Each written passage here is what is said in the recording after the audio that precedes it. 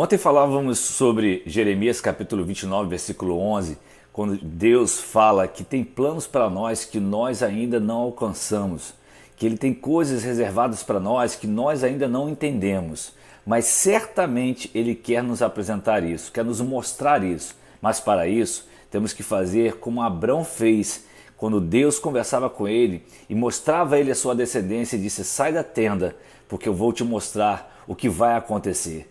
Você já saiu dessa tenda? Qual a tenda que está te prendendo? Vamos continuar falando sobre isso? Vamos para mais um Café Pastoral? Vem com a gente!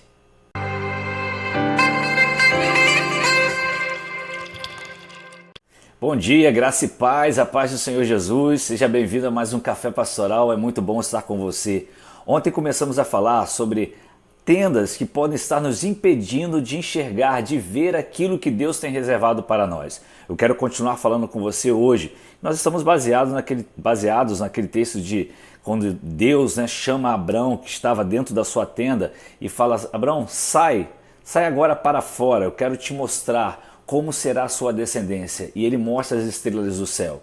Deixa eu te dizer algo, existem tendas que estão nos impedindo de avançarmos aquilo que Deus tem para nós. Ontem falamos sobre a primeira, e eu quero falar com você sobre mais outras tendas hoje. E depois você mesmo vai refletir sobre o que pode estar te impedindo de alcançar as promessas de Deus, de alcançar o que Deus reservou para a sua vida. Eu quero falar com você hoje sobre uma tenda muito séria. Tenda dos pecados não confessados e não tratados. Eu vou repetir para você. Tenda dos pecados não confessados e não tratados. Viver no pecado é a maior prisão na vida de um cristão.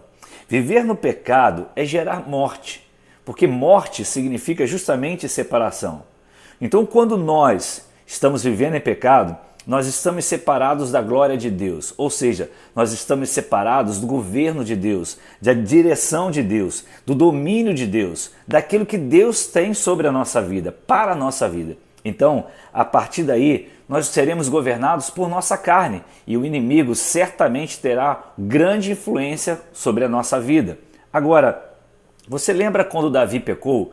Lá no Salmo 51, ele revela as consequências daquela vida que ele estava vivendo em pecado.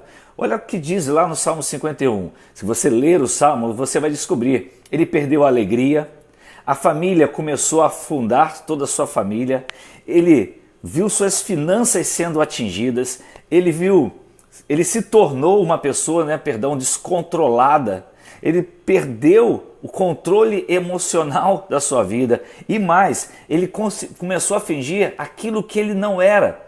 E muitas outras coisas aconteceram. É só você ler o Salmo 51 que você vai descobrir.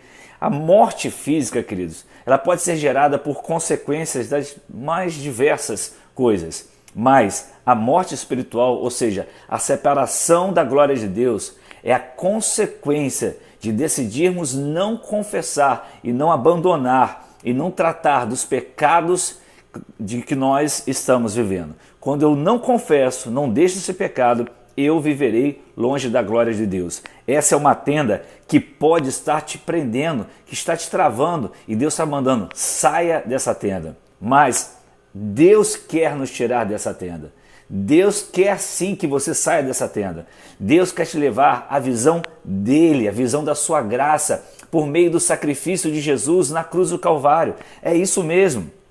E há esperança para nós. A Bíblia diz que Cristo em nós é a esperança da glória. Olha só o que diz 1 João, capítulo 1, versículo 9.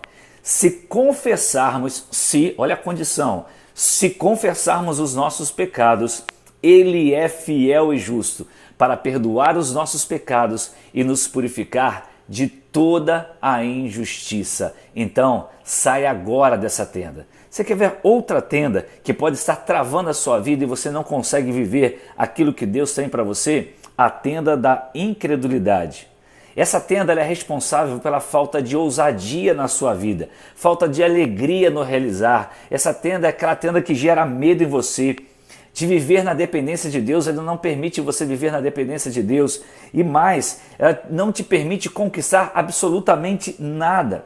Gideão, por exemplo, é um exemplo, que vivia nessa tenda da incredulidade. E qual foi o antídoto que Deus usou para tirar Gideão daquela tenda? Foi sua palavra de vida e de ousadia.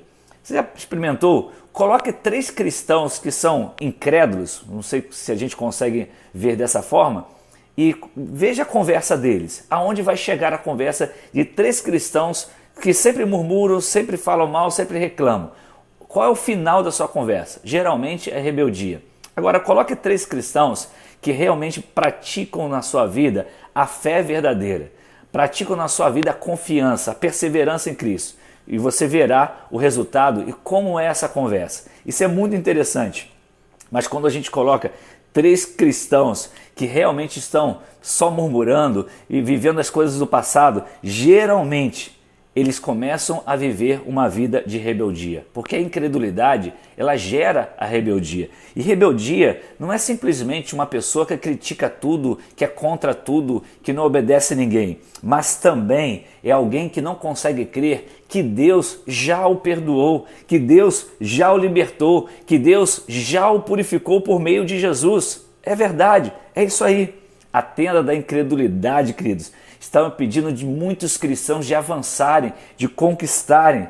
E Deus está nos dizendo, saia dessa tenda agora, para que você possa ver e viver as promessas que eu tenho para você. Então, chegou a hora de você sair dessa tenda. Qual é a tenda que você se identifica?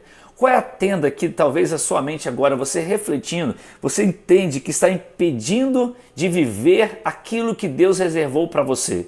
Qual é essa tenda?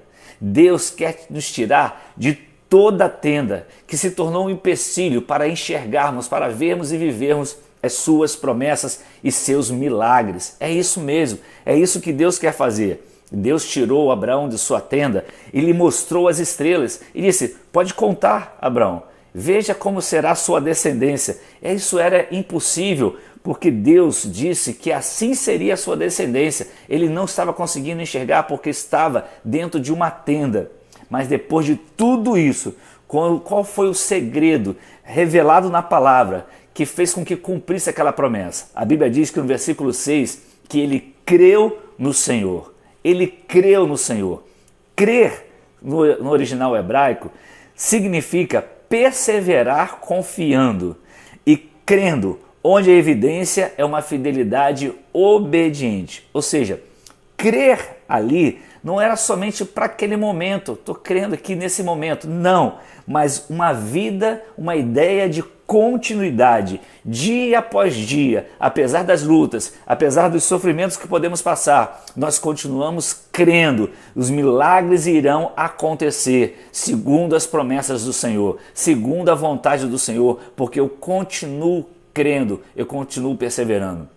Saia dessa tenda, querido, que está te impedindo de avançar. Hoje é esse dia, é esse momento, é agora. Chegou a hora de você sair da tenda e ver e enxergar os milagres de Deus, as promessas de Deus. Que Deus te abençoe, que te dê um dia muito abençoado. E até amanhã, se Deus nos permitir, para mais um Café Pastoral.